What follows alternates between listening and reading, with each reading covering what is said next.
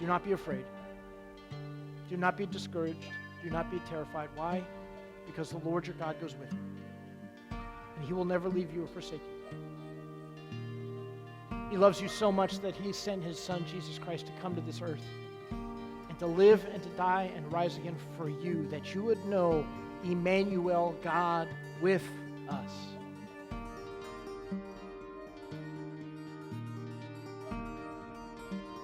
Anyway, so as you know, this summer we have been going through this sermon series on the life of Moses, and we are almost done with that sermon series. Next week we're going to be wrapping things up and putting a bow on the whole thing. But today we're going to be taking a look at Deuteronomy chapter 31. So if you've got a Bible with you, go ahead and open up to Deuteronomy chapter 31. We're going to be getting there in just a second, okay? Deuteronomy chapter 31.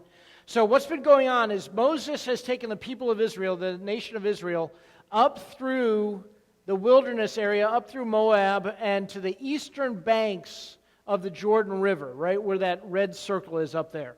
And they are finally ready to cross over the Jordan and to take over into the promised land, right? After 40 years of wandering in the wilderness, now finally they're ready to go home. They're finally ready to take up their possession of the promised land that God promised them back with Abraham, Isaac, and Joseph. It's time, right? But as they're standing on the eastern shore of the Jordan River, you can imagine that this moment is filled with all kinds of questions and uncertainty. What's things going to be looking like when they actually get into the promised land? What's things going to be looking like? How is life going to be when they cross the Jordan River? And there's no clear answers to that yet. So I would imagine that all of us know what this is like. All of us have faced at one time or another our own Jordan River moment, right? All of us have dealt with this, and maybe some of us are dealing with this right here, right now, today. A new school, a new classroom, a new teacher, a new group of students, a new boss, a new job, a new employee, a new condition, a new situation that God has placed in front of us, a new challenge, a new relationship, new finances, or new challenges that we're trying to face, new place that God has positioned us. And he's challenged us and called us to be faithful and new in different ways in this very specific place that is in our life. But the question remains, right? As we are in this Jordan River moment in our life, the question remains, what's life going to look like on the other side? And there's no clear answers to that. There's questions, there's uncertainty, there's anxiety about what things are going to look like when we cross over that Jordan and finally get there. But for now, here we are standing in this moment asking this question, what is things going to be looking like? That's our Jordan River moment. And maybe you're here today and you're facing that kind of moment in your life. Or if you haven't been facing that kind of moment in your life, you know what it's like to face that kind of moment. Your own Jordan River moment without a clue about how things are going to play out, right? And so the question we're going to be dealing with today is, what does it look like for us as people of God to stand in our own Jordan River moment and to live as people of faith in that moment? What does that look like for us? How do we live as God's people when we are in our own Jordan River moment? So we're going to be looking at Deuteronomy chapter 31 and discovering some answers to that question here this morning. So if you haven't done it already, let's go ahead and take a look at Deuteronomy 31. And I want us to start off by taking a look just right away at verses 1 and 2 and see what Moses talks to the people about here, okay? So Deuteronomy chapter 31, verse 1. Moses went out and spoke these words to all of Israel. So he gathers all of the people of Israel together, and he starts to have this conversation with them and speak these words to them. I am now 120 years old, and I am no longer able to lead you. Yeah, do you think? Right? Any surprises there, right? Okay, no, it's just not, right? But then he continues, and he says, the Lord has said to me, you shall not cross the Jordan. Moses, you shall not enter into this new land. Now, that adds a new wrinkle to this whole Jordan River moment, right? You got to think about this. Recognize that for 40 years, the only leader that these people have known has been Moses. And now he's announcing to them, I'm not going to be your leader anymore. Now, there's probably some people in the crowd who are thinking, finally, we get the new guy. Yes, awesome, finally, right? But there's probably a lot of other people who are thinking, well, what's the new guy going to be like? And is the new guy going to be as good as the old guy? or worse, right? What's that going to be like, right? But then Moses kind of clears things up and he sets things right. He tells people how things ought to be in verse 3. He says these words, listen, the Lord your God himself will cross over ahead of you. The Lord your God himself will cross over ahead of you.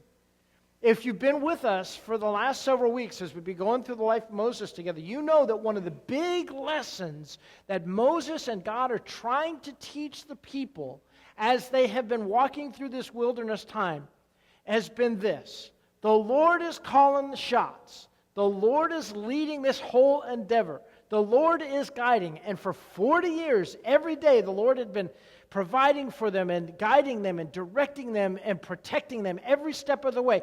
For 40 years, God has been pouring out his love and grace and mercy and forgiveness and abundance upon these people. For 40 years, every day, God has been trying to help these people understand who he is as their God. Like back in Exodus chapter 34, when God walks in front of Moses himself. And as God walks in front of Moses himself, he says these language. God is saying these words. The Lord, the compassionate and gracious God, slow to anger, abounding in love and faithfulness, maintaining love to thousands and forgiving wickedness, rebellion, and sin. This is the Lord.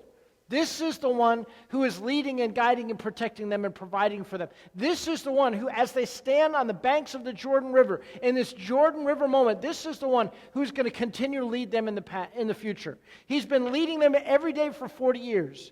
He's going to continue to lead them in the days that lie ahead. As Becky told me this week, listen, the Lord hasn't led us here to leave us here, right? The Lord hasn't led us here to leave us here. The Lord is going to continue to lead us and guide us and direct us in the days that lie ahead. And that's the lesson that Moses and God have been trying to get these people to understand and to kind of get through their thick skull up until this point. Okay?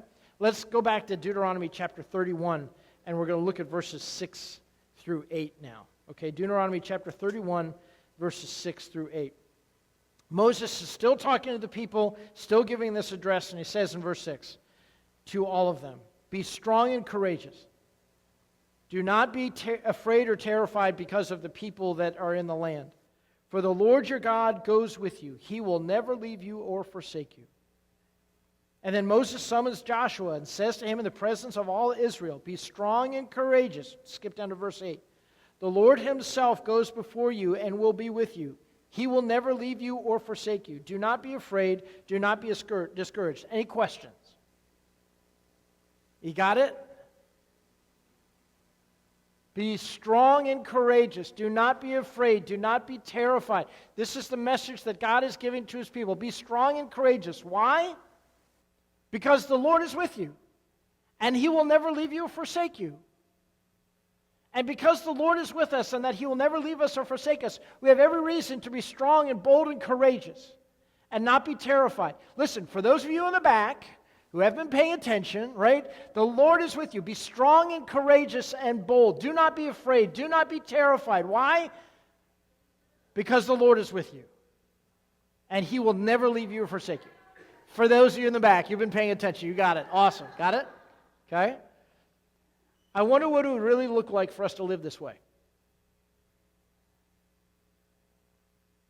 I wonder what it would look like for us to really live this way, to internalize this. To let these words soak in so that when we face our own Jordan River moments, when we're sitting there on our own Jordan River moment, the words that come to us are simply this: do not be afraid. Do not be terrified. Be strong and courageous. Why? Because the Lord is with us, and he will never leave us or forsake us. So much so that we actually share those words with each other. Turn to the person beside you and say, do not be afraid. Be strong and courageous. Do not be terrified, because the Lord is with you. He will never leave you or forsake you. You got it? Got it. Good. Remember that when you face your next Jordan River moment, right? Here's the thing. The most important part of our Jordan River moments are spiritual, right? The most important factor in the equation whenever we come to our own Jordan River moment is spiritual. It's not financial, it's not political, it's not relational, it's not emotional, it's spiritual. The most important and decisive factor when it comes to our Jordan River moments is based upon and founded upon and grounded upon God's enduring and unending and immovable promises and presence in our lives. Right? I will never leave you or forsake you. Do not be terrified. Do not be scared. Be bold and strong and courageous. That's what God says to each one of us. The most important factor in this entire equation is spiritual.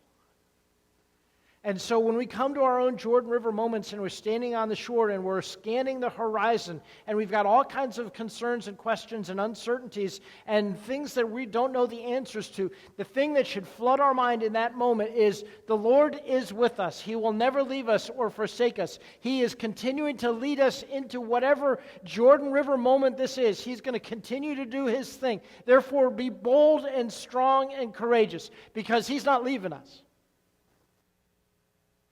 He will never leave us. He will never forsake us. Be strong and courageous. That's what Jesus is saying to us. That's what God is saying to us. That's what Moses is saying to the people. So, friends, where is your Jordan River moment today?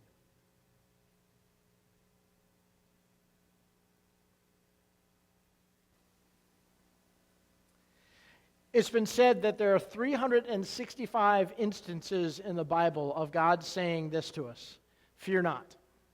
Whenever God shows up, whenever a messenger of God shows up and oftentimes has an interaction with a person directly in the pages of Scripture, the first words out of God's mouth or the messenger's mouth are simply this: fear not.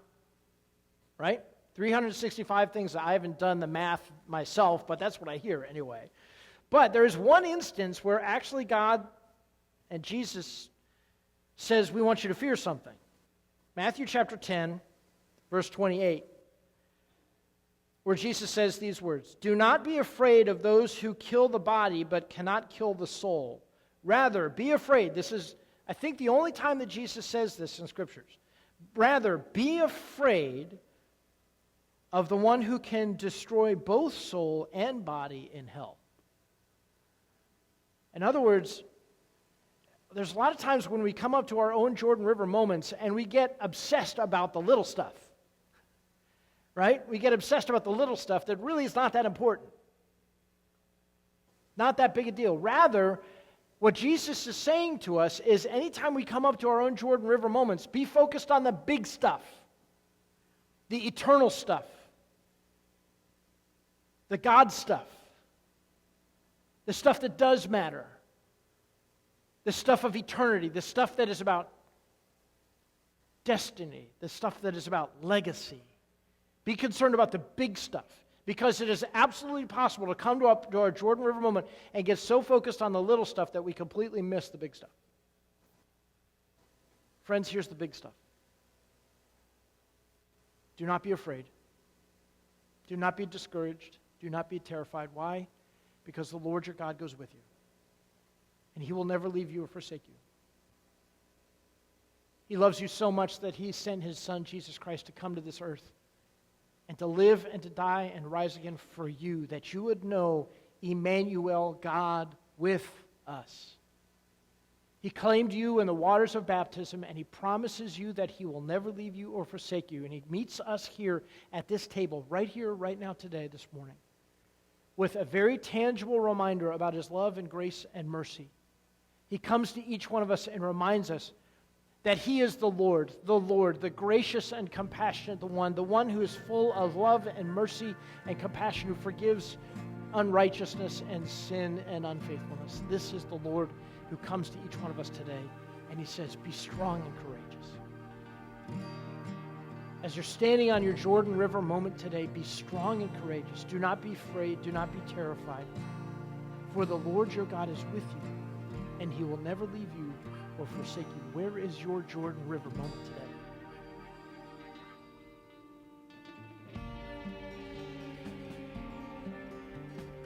Friends, as we hear the words of Moses today, be strong and courageous.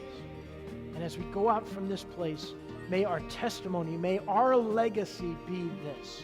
Be strong and courageous, for the Lord your God is with you. He will never leave you or forsake you. May God grant this to us for Jesus' sake.